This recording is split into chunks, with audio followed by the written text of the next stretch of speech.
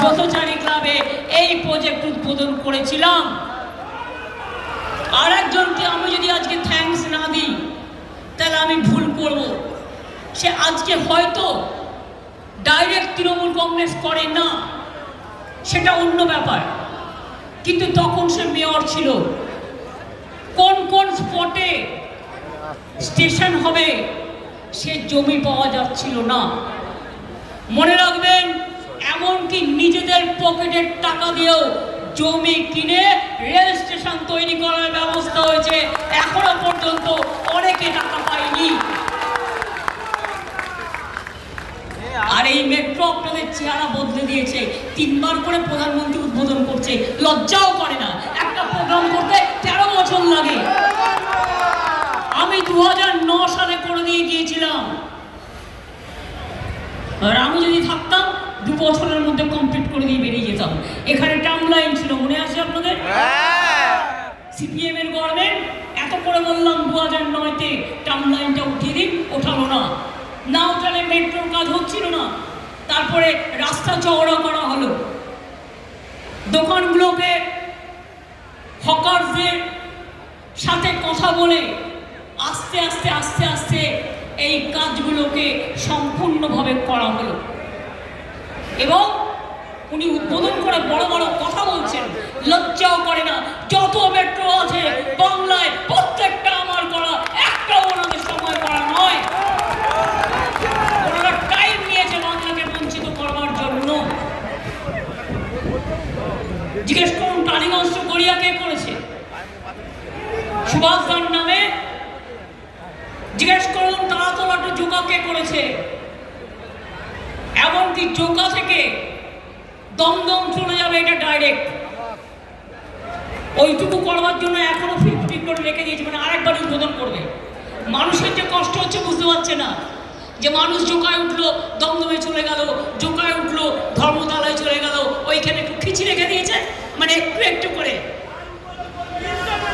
আর উদ্বোধন করার টাইম পাবে না।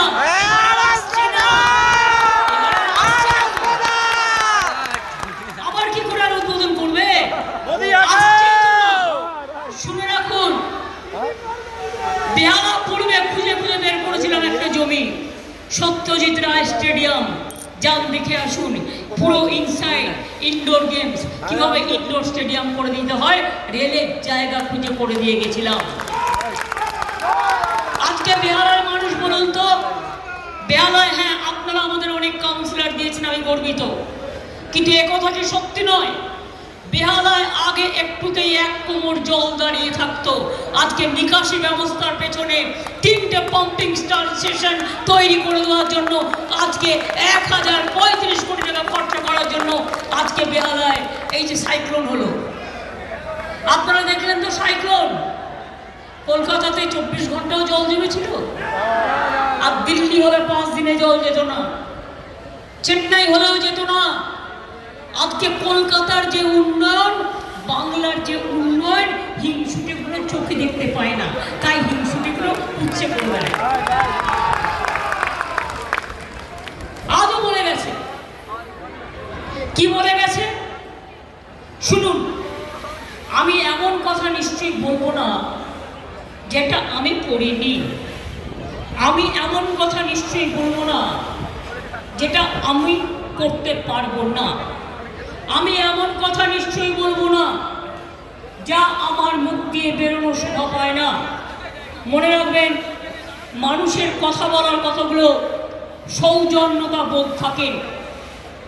পরশুদিন সাইক্লোন এলো রাতে, কাল 8টার পর অবশ্য সাইক্লোনটা থেমে গেছে। এর মধ্যে আপনারা কি জানেন, কেউ তো বুঝতেও পারেননি, প্রায় 46 লক্ষ লোককে তুলে তাদের জীবন বাঁচিয়েছি আমরা। 7 জন মারা গিয়েছে পোল পড়ে আর গাছ পড়ে আর কাজ করতে গিয়ে।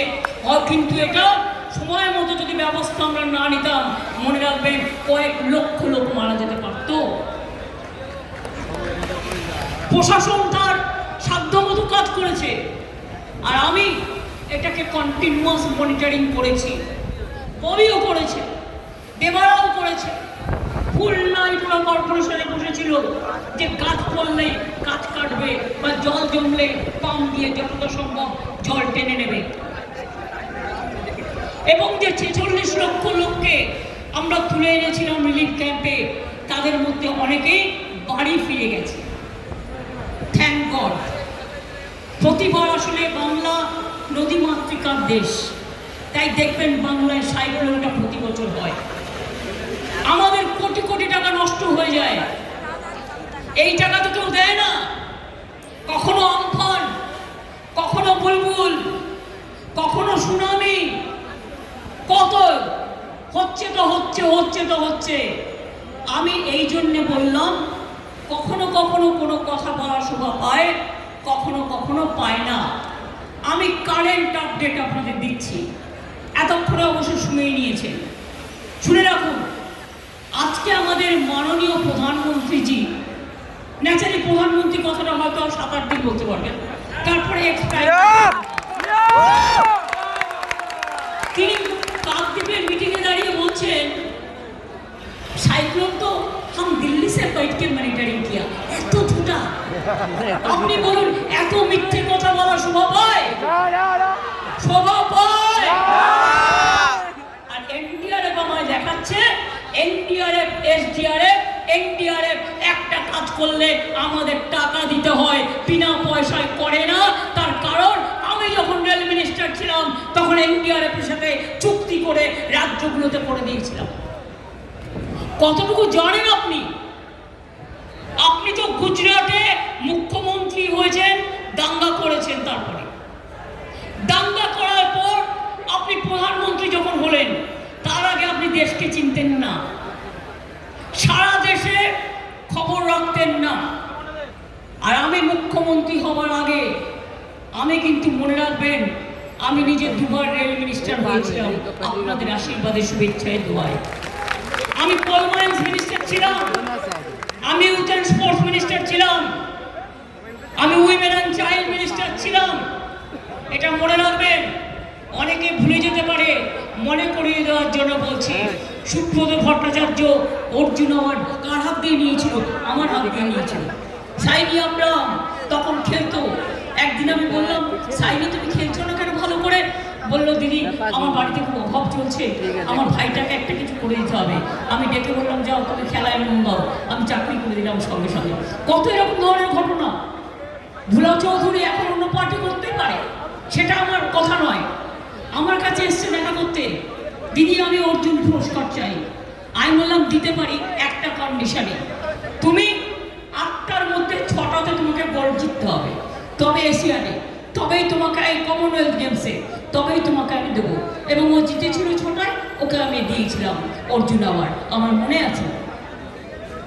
দ্রোণাচার্য বন্ধ হয়ে গিয়েছিল, আমি শুরু করলাম নাইমুদ্দিনকে দিতে হবে, কিন্তু শচীন তেন্ডুলকারের যে কোচ আচরেকার, তাকেও তো দ্রোণাচার্য দেওয়া হয়নি, কাজেই তিনি সবচেয়ে সিনিয়র।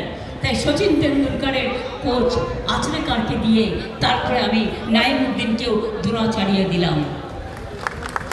এরকম তো কত ঘটনা জীবনে আছে। ন্যাশনাল কমিশন অন উইমেন আমার সময় তৈরি হয়েছিল। হিউম্যান রাইটস কমিশন আমি 21 দিনের ধর্ণা দিয়েছিলাম স্প্ল্যানেড স্টে, তখন আমি আপনাদের এখানকার এমপি, সেই অবস্থাতেই। ভুলে গেছেন বিহারের মানুষ? ভেজাল তেলের কথা, এই রাস্তায় কত রক্ত ঝরেছে, আমি কিন্তু ভুলিনি। ভুলে গেছেন সিপিএম সেদিন এমন লাঠিগুলি নিয়ে তাড়া করলো, মিছিল করতে গিয়ে দেখলাম আমি একা দাঁড়িয়ে আছি, আমার সামনে পেছনে কেউ নেই, সবাই ভয়ে চলে গেছে। মনে রাখবেন, এই বেহালায় গুলি চালিয়ে রঘুনন্দন দুয়ারিকে মারেনি। আপনাদের পাশে ঘটনাটা কবে ছিল? 1 আগস্ট।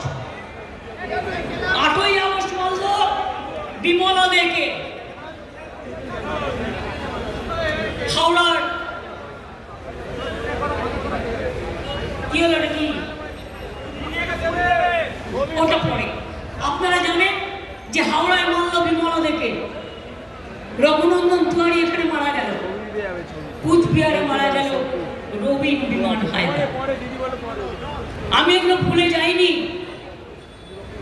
আর 13-16 আগস্ট মারলো আমাকে। তার আগে একটা ঘটনা ঘটেছিল বিষ্ণুপুরে আমতলায়। আমি তখন ইউথের জেনারেল সেক্রেটারি ছিলাম অল ইন্ডিয়ার। তো আমার একটা জিপ ছিল, সাবু বলে একটি ছেলে চালাতো। আমি জিপটা নিয়ে আসছি, হঠাৎ থেকে পুলিশের গাড়ি আমায় ফলো করছে। এবার আমি হরিদেবপুরে ঢুকে বললাম, যখন সব রাস্তা রাস্তা চিনি, তখন তো কলকাতার মধ্যে ছিল না। ঢুকে বললাম, কারণ আমি জানি ওখানে সুভাষিসদের একটা পার্টি অফিস আছে। ওকে বললাম শিগগিরি মুড়ি তেলে বাজা নিয়ে আয়। আচ্ছা এনে দে। ওরা বললো, দিদি হঠাৎ তুমি এখানে এলে? আলাদা কারণ আছে। তখন আমার সাথে আরেকটি মেয়ে ছিল। আমি ওকে বললাম, নেই দেখ পুলিশ আমায় ফলো করছে। বললো হ্যাঁ। আমি বললাম, তোদের কাছাকাছি অপোজিটে কোনো বাড়ি আছে চেনাশোনা? ও বললো হ্যাঁ আছে। আলাম, আমি কি 5 মিনিটের জন্য যেতে পারি? বললো হ্যাঁ এসো। আমি গেলাম, গিয়ে কী করলাম বলুন তো? আমি যে শাড়িটা পরেছিলাম সেটা চেঞ্জ করলাম। আমার সাথে যে মেয়েটা ছিল তাকে ওই শাড়িটা পরিয়ে দিলাম, আর আমার শাড়িটা সে পরল। পরে এবার আমরা অটো ধরে পালিয়ে এলাম। অটো ধরে যে পালিয়ে আসবো, বেহালার একটা রাস্তায় এসে ঢুকলাম, জেমসলং সরণির একটা গলি দিয়ে। এবার যেই ঢুকলাম দেখি আবার পেছনে পুলিশের গাড়ি। আমি দাঁড়াও, দেখাচ্ছি মজা। এবার আমি কি করলাম? আমি বললাম সাবুকে, শোন, তুই দেখবি যেখানে একটা সরু রাস্তা গলি গেছে, একজনের বেশি দুজন যেতে পারে না, কারণ পুলিশের গাড়িতে আমরা ফলো করতে পারবে না। সুতরাং ওই গলিটা দিয়ে আমরা দৌড়তে শুরু করলাম। আর সাবুকে বললাম, তুই বেরিয়ে চলে যা। পুলিশ ওকে ফলো করে বললো, স্যার মিসিং, খুঁজে পেলাম না। তারপরে আমাকে মেরেছিল। এসব ঘটনা বলা হয় না, লিপিবদ্ধ করা আছে কিছুটা নিশ্চয়ই। কাজেই যিনি বলছেন উনি দিল্লি থেকে বসে সাইক্লোন সামলেছেন। আমি বলি, প্রধানমন্ত্রী মিথ্যে কথা বলাটা সাংবিধানিক অধিকার নয়। আপনি যদি বলেও থাকেন, আপনি প্লিজ একবার ভেবে দেখুন এ কথা বলা উচিত কি বলা উচিত নয়। আর এটা আপনার কাজও নয়। কাকে দিয়ে মনিটরিং করেছিলেন? এনডিআরএফ কি করে? ওটা সেন্ট্রালের টিম, কিন্তু রাজ্যের টাকা নেয়। কোনো ঘটনা ঘটলে 50% টাকা নেয়। আমাদেরও টিম আছে এসডিআরএফ। আপনি আমাকে এনডিআরএফ দেখাচ্ছেন, আগামী দিন প্রয়োজন হলে এনডিআরএফ নেব না। 50% আমি টাকাও দেব, 100%। আর বড় বড় কথা বলবেন, ওরা এই কাজটা করার জন্যই ওদের জন্ম। আর যদি আগুন লাগে, আপনি দমকলকে ডাকবেন, তার জন্য আমায় জিজ্ঞেস করতে হবে আমি দমকলকে ডাকবো কি ডাকবো না? এগুলো এমার্জেন্সি। একটা মিটিংয়ে গিয়ে এত বড় মিথ্যে কথা যে আমি সাইক্লোন আটকে দিয়েছি। উনি নাকি মা কালীকে ডেকে সাইক্লোন আটকে দিয়েছে। ও নিজেই তো ভগবান এখন। ওদের প্রেসিডেন্ট নাড্ডা বাবু আছেন নাকি? গাড্ডা বাবু প্রেসিডেন্ট আছে কি আমি জানি না। বলেছেন, যদি আমি ভুল হই আগে থেকে বলে দিলাম, সত্যি আমার ইনফরমেশন ওটা গাড্ডা হয়ে গেছে। বলেছেন উনি তো সব দেবতার রাজা। তা আমি বলি, হতেই পারে ভাই। কেউ বলেছে জগন্নাথ দেব ওনার ভক্ত ছিলেন। তাই বললাম খুব ভালো কথা। সবাই দেবদেবতারা যদি ওনার ভক্ত হয়, তাহলে যে দেবতা হয় তার তো রাজনীতি করার স্বভাব হয় না, তার তো অতি হিংসা ছড়ানোর স্বভাব হয় না, দাঙ্গা করার স্বভাব হয় না। তার জন্য একটা মন্দির করে দিচ্ছি, আপনি বসুন, আপনাকে নকুল দানা দেবো, বাতাসা দেবো, তুলসী